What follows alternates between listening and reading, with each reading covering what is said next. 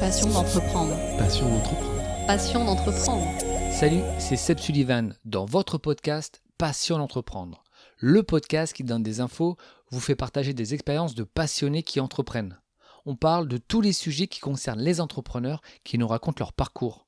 Pour ce 18e épisode de Passion d'entreprendre, on échange avec Hugo, moins de 30 ans, cofondateur de l'établissement bordelais Le Bourbon, restaurant, bar d'ambiance et club. L'établissement a fêté en juin dernier ses 1 an d'existence. On parle avec lui de son parcours et de sa vision d'entreprendre. Juste après, on aura l'instant chiffre et on finira l'émission avec la citation du jour. Bonne écoute. Bonjour Hugo, merci de m'accueillir ici au Bourbon. Comment t'es venu toi l'envie d'entreprendre ? À la base, j'ai essayé de porter des projets de manière amateur ou associative. Et en fait, le chemin ou le parcours naturel, en suivant l'associatif, c'était de monter une entreprise. Et on va dire c'est comme ça qu'est née la fibre entrepreneuriale. Pour faire un petit feedback, quand tu étais étudiant, tu organisais des soirées. Donc de cette expérience-là, ça t'a permis d'arriver ici ? C'est exactement ça. J'ai eu un parcours donc, où j'ai commencé en fac de droit à organiser des événements pour mon BDE. Par la suite, on a commencé à faire venir des artistes. Donc avec à l'époque un ami à moi, on a créé une association qui s'appelait La Voilerie. On a produit des artistes, notamment au Light Club essentiellement à l'époque, donc milieu de la nuit à fond, les soirées en boîte avec plein de jeunes, qui à l'époque on était jeunes aussi. Et de fil en aiguille, c'est ce milieu-là d'artistes et production événementielle qui m'a amené à avoir l'envie d'avoir mon propre lieu. Donc on va dire depuis que j'ai 22-23 ans, je cherchais à trouver un local ou potentiellement un fonds de commerce à racheter pour créer une boîte de nuit. Initialement, c'était vraiment ça que je voulais faire. Et puis j'ai rencontré le propriétaire des murs, et puis j'ai rencontré Cédric Nadet, et on a ensemble réussi à monter ce projet-là. Tu t'es lancé avec Cédric pour cette aventure du Bourbon. Comment c'est né ? Là, vous avez fêté les 1 an. Le point de départ, l'idée, la création ? Alors, le point de départ, on a une relation en commun. Donc, lui, c'est sa cousine, et moi, c'était une cliente qui venait à mes soirées de la voilerie. Elle m'a dit que du coup, son cousin lançait une marque d'alcool, qui est la Vodka Nadé. Et il était question de faire un placement de produit sur une soirée que je produisais au Base, où je faisais venir PNL. Donc, lui, l'idée, c'était qu'on arrive à donner une bouteille de vodka Nadé à un des gars de PNL, qu'il y ait des photos qui soient prises et qu'ensuite ça serve de relais, et voilà. Bon, ils n'ont pas accepté parce que c'était fait un peu au dernier moment, et c'était même pas forcément une question d'argent, c'est plus une question d'image, où eux sont en maîtrise totale de tout ce qui concerne leur univers, donc ils voulaient pas être associés à une marque d'alcool, quelle qu'elle soit. Donc ça ne s'est pas fait. Par contre, on s'est dit, on a beaucoup discuté, et on s'est dit qu'il y avait clairement quelque chose à faire ensemble, parce qu'on partageait vraiment la même vision de l'entrepreneuriat. On n'a pas du tout les mêmes parcours, mais la vision long terme, c'était à peu près la même. Et on a ensuite collaboré donc, sur un autre événement où j'ai fait venir un artiste, donc Vladimir Cauchemar, donc une soirée plutôt techno, et on avait fait une guinguette éphémère où lui faisait des cocktails un peu plus stylés dehors, et en fait on s'est rendu compte que même avec un public techno où on pourrait se dire que ils sont pas forcément friands de cocktails élaborés machin, en fait ça a super bien marché. Les gens ils aimaient bien sortir un petit peu, aller dans cette guinguette, discuter, et on a créé du lien social, et on s'est dit tiens, si on peut mélanger son univers, c'est-à-dire un côté plus haut de gamme dans la fête, des bons cocktails, des produits locaux, bio, voilà, avec le côté pure nuit, ça a été la naissance d'une idée d'une collaboration un peu plus grande que ça. On a réédité cette collaboration avec un autre artiste qui était L'Homme Pâle, donc là du coup un rappeur. Pareil, on a fait la même chose, et avec un public rap, même constat.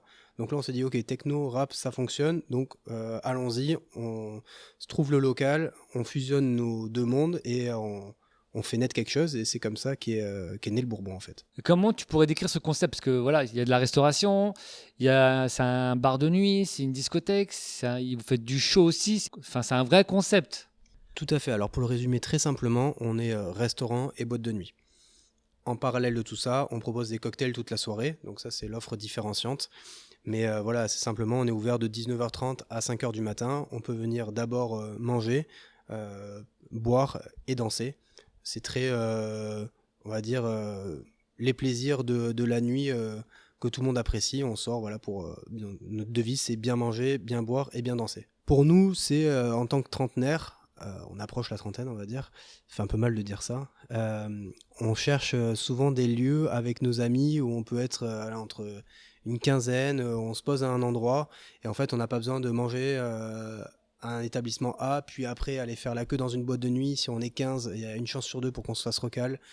Parce que les groupes complets, c'est toujours difficile à la porte. Donc là, au moins, on est au même endroit. Il y a toute l'offre qu'on peut retrouver dans les restaurants habituels. Et puis, il y a l'offre nuit. Ensuite, à partir de minuit, on déplace, on bouge les tables. Et puis, les gens peuvent s'amuser et passer un bon moment. Ça permet de ne pas avoir à se déplacer.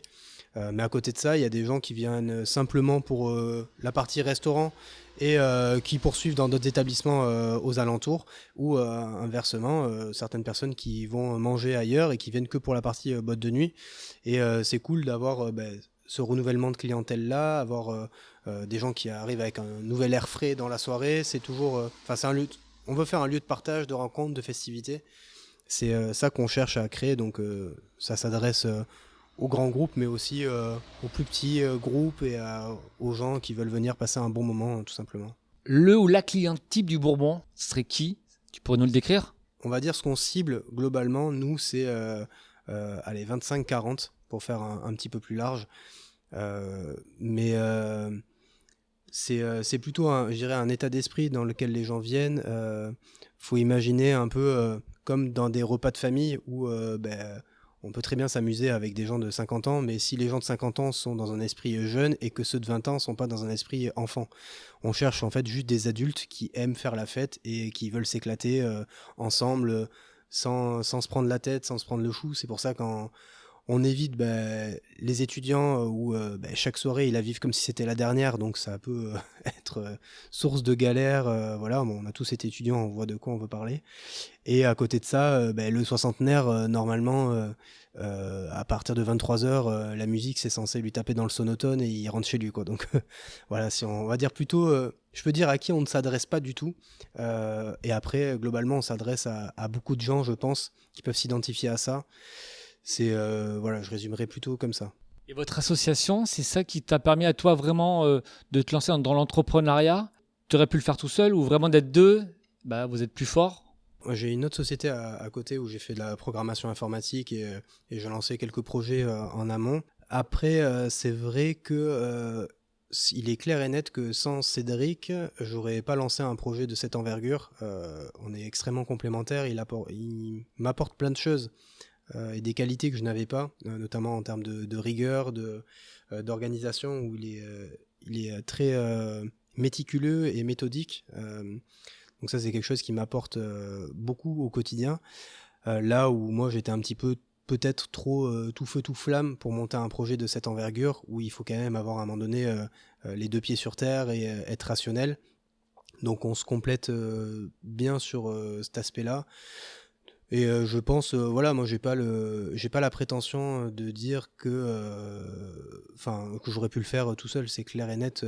J'aurais peut-être un jour, sur du long terme, rencontré quelqu'un qui m'aurait fait confiance, ou en fait, j'en sais trop rien. Juste ça s'est passé comme ça.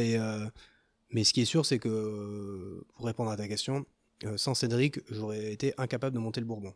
Il y a eu le Covid, donc est-ce que ça vous a handicapé? Ça vous a permis de refaire un petit peu un état des lieux de votre projet, parce que c'était juste avant. Comment tu ferais un feedback de ça?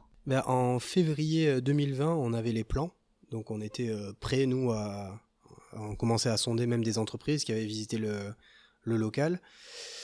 Et ça nous a donc bien retardé. Je dirais que ça nous a plus desservi que servi, parce qu'on avait des accords avec des banques en amont qui ont finalement n'ont plus été d'actualité à la sortie du Covid. Le contexte général pendant plus d'1 an et demi a été compliqué. Donc il fallait rester accroché parce que nos vies étaient un petit peu en suspens. Enfin, pour le coup, Cédric avait son activité de négoce, donc il a changé de réseau, il a travaillé beaucoup avec les cavistes sur cette période-là, il a eu du travail, enfin il a pu développer son entreprise. Là où moi j'avais un peu tout arrêté pour lancer ce projet-là. Donc de mon côté, ça a été une période longue et complexe, notamment parce que si je fais ce métier-là, c'est parce que j'aime rencontrer des gens, j'aime l'humain, j'aime discuter avec tout le monde, rencontrer des nouvelles personnes, et de devoir, ce repli sur soi forcé a été extrêmement complexe, mais je pense ne pas être le seul dans ce cas-là. Donc je dirais que ça a été plutôt négatif que positif, même si dans toute situation en tant qu'entrepreneur on doit être positif et chercher ce qu'il y a eu de bien.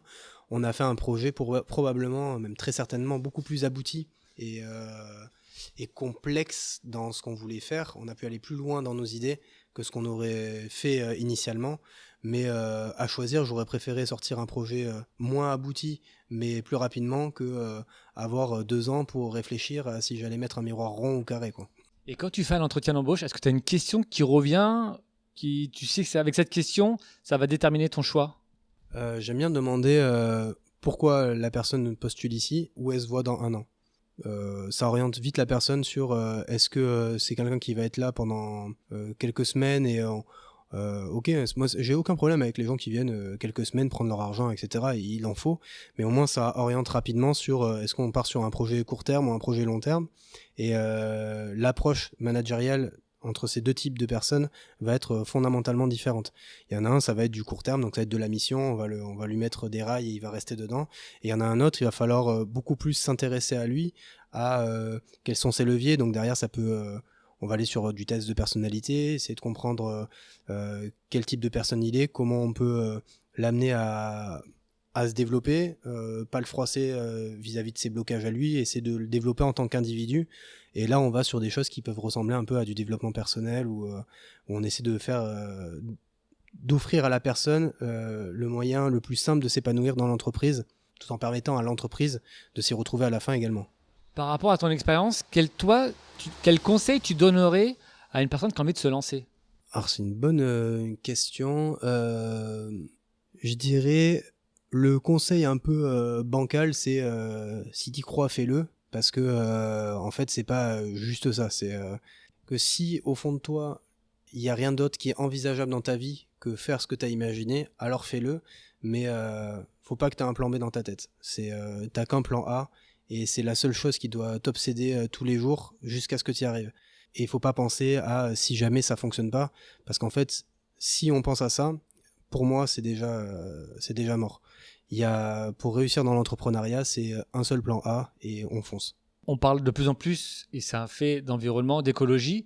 Est-ce que ça joue sur votre façon de voir les choses en termes de business? Ah oui, c'est évident, dans le sens où, voilà, je ne veux pas rentrer dans du greenwashing, parce que c'est... voilà, moi je suis absolument pas dans ce créneau-là. Ceux qui me connaissent savent très bien que moi je sais pas déjà j'ai pas envie d'avoir de couleur politique en particulier. Par contre, à l'échelle de l'entreprise, c'est là où à mes yeux on peut avoir le plus d'effets visibles. Donc effectivement sur le verre, sur les circuits courts, sur l'approvisionnement, voilà, hormis des produits type le café, on n'en fabrique pas en France, ou par exemple la tequila, ou certaines choses où on n'a pas le choix que de les importer. Tous les produits qu'on peut prendre, sinon, hormis produits exclusivement à l'étranger, sont français, de Bordeaux le plus possible. Ils sont bio autant qu'on peut, éthiques et locaux. C'est vraiment des valeurs qu'on défend, parce que, pour le coup, moi, en tant que modèle d'entreprise, on doit s'inscrire dans un univers avec des nouvelles données globales. Et s'inscrire dans son univers, ça veut dire on s'inclut localement dans un endroit. On doit faire, ne serait-ce que pour... donc déjà d'un point de vue écologique, puis d'un point de vue business, moi je préfère faire travailler la personne que je connais, le boulanger du coin, Darwin, enfin des gens qui sont proches de nous, et que voilà, on avait pendant un petit moment, on se fournissait avec le pêcheur qui est au bout de la Garonne sur les crevettes, sur les produits alimentaires. Alors, autant que possible, encore une fois, parce que faisant du volume, au bout d'un moment, on a aussi au début travaillé avec beaucoup d'indépendants qui n'étaient pas en capacité soit de nous fournir, soit de la nourriture régulière ou parfois tout simplement en quantité. Donc le plus qu'on peut, on le fait. Maintenant, il y a même des grandes enseignes type, par exemple, Métro, avec qui on travaille, qui bossent, eux, avec des agriculteurs en circuit court. Et en fait, eux font office de grossistes, donc on travaille aussi pas mal avec eux sur cette branche-là. Évidemment, genre l'écologie, c'est un sujet primordial dans notre société. Il faut continuer à pouvoir s'amuser, se divertir, mais il est important que chacun prenne sa part de responsabilité. En tant qu'individu, moi je suis pour chacun fait ce qu'il veut chez lui, voilà, je suis personne pour regarder. Par contre, en tant que société, on doit montrer l'exemple et faire du mieux qu'on peut pour déjà se conformer à toutes les normes et puis faire attention aux petits gestes quotidiens, voilà, sur l'eau, sur pas de gaspillage, sur toutes ces problématiques-là qui sont aujourd'hui primordiales. L'établissement, il a 1 an. Quel est ton meilleur souvenir pour l'instant et ton pire souvenir? Alors, le meilleur souvenir, je dirais que c'était la soirée du Nouvel An, qui avait quelque chose de particulièrement magique. C'est très personnel, je sais pas si les gens ont passé leur meilleure soirée, mais moi oui en tout cas. Donc à titre personnel, je dirais la soirée du Nouvel An. Et la pire soirée, en fait la première. Typiquement la première, pour 2 raisons. Il y en a une, c'est que on prend un jus énorme quand on ouvre un établissement. Et le deuxième, qui est un peu plus psychologique, c'est qu'en fait... tant que c'est un rêve, le projet, et que les gens sont pas rentrés dedans, c'est un rêve, donc c'est un fantasme, donc c'est un côté, une projection un peu, très fantasmée de ce que va être l'établissement. Et puis le jour où les gens rentrent dedans et s'en servent, en fait, il n'y a plus de rêve, il n'y a plus de fantasme, c'est la vraie vie, c'est la réalité. Et là, il y a vraiment une sorte de, je sais pas, peut-être parler de dépression psychologique. Et les mois qui ont suivi cette ouverture, enfin le premier jour déjà a été horrible. Le lendemain, je pense que j'ai dû pleurer pendant 2 ou 3 heures. Et après, pendant plusieurs mois, ça a été compliqué de se retrouver des objectifs. Parce qu'une fois que c'est ouvert et que ça fait 2 ans qu'on pense qu'à ça, il faut se trouver d'autres choses à faire en fait et d'autres objectifs. Et pendant 2-3 mois, j'en avais pas forcément. Et j'étais là, maintenant c'est ouvert, qu'est-ce qu'on va faire quoi? Heureusement, il y a des problématiques inhérentes à l'ouverture d'un établissement, type trouver du staff ou se former, devenir un meilleur manager, devenir une meilleure personne, devenir plein de choses comme ça. Mais ça reste des choses moins grosses, on va dire. J'en ai parlé récemment à un autre entrepreneur qui me disait c'est comme quand un sportif se prépare pour courir le 100 mètres et son objectif c'est d'avoir la médaille d'or aux Jeux Olympiques. C'est un objectif énorme. Pendant 4 ans, il se prépare pour une course. Le jour où il a fini cette course et qu'il a eu sa médaille d'or, qu'est-ce qu'il peut faire de mieux après, en fait? C'est très compliqué, donc il faut se retrouver d'autres objectifs qui ne seront jamais aussi gros. Enfin, j'espère que je pourrai en avoir d'autres plus gros, mais du moins, à notre portée, à l'instant T, il n'y en a pas. Donc, il faut se trouver d'autres choses qui peuvent quand même nous permettre d'être satisfaits et d'accomplir et de réussir des choses. Parce qu'une fois qu'on a accompli un gros rêve, c'est la fin du rêve. Hein. Maintenant, on est dans la réalité, et puis c'est pas forcément rigolo tous les jours, la réalité. Est-ce que tu as une phrase ou un mot qui te motive tous les matins? Je ne perds jamais, soit je gagne, soit j'apprends. Je dirais c'est depuis très longtemps, c'est ça, et je pense que ça bougera pas. C'est très très bateau. Je manque cruellement d'originalité sur celle-là, mais je dirais c'est la plus, pour moi, importante quand on entreprend quelque chose. C'est juste ça, il faut accepter l'échec. Il y a un joueur de basket là qui a perdu en demi-finale en NBA qui a dit il n'y a pas d'échec, il n'y a que des étapes vers le succès. C'est de la même trempe. Toujours croire fondamentalement en l'échec, qui est quelque chose d'incroyablement important dans des accomplissements plus grands. Faut jamais voir juste son nez. Faut se dire ok, on se prend des portes, et puis derrière il y a la grande récompense. Du moins c'est comme ça que je vois les choses. Et c'est des petites marches qu'il faut franchir. Et ça fait mal à chaque fois, mais c'est comme ça qu'on progresse. Quelle est la vision pour vous sur du moyen long terme? Vous avez déjà un plan, une stratégie? Notre objectif clair et affirmé au début, c'était de devenir un endroit incontournable de Bordeaux sur du long terme. Donc du long terme, je dirais, c'est 5 ans. À moyen terme, à moyen et court terme, donc déjà à court terme, c'était de tenir la route, hein, d'être là et d'accueillir tout le temps du monde, d'être régulier dans ce qu'on fait, dans ce qu'on propose aux gens. Et puis moyen terme, c'est Dans les challenges, c'est effectivement garder du staff, que ce soit, je dirais, les étapes, c'était créer, stabiliser et performer.